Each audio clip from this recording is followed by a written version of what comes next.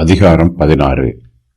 தாவீதின் சரித்திரம் இந்த அதிகாரத்தில் இருந்து ஆரம்பமாகிறது.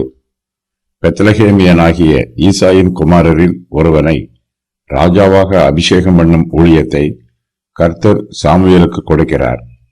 ஈசாயின் எல்லா குமாரரையும் சாமுவேல் பார்க்கிறார்.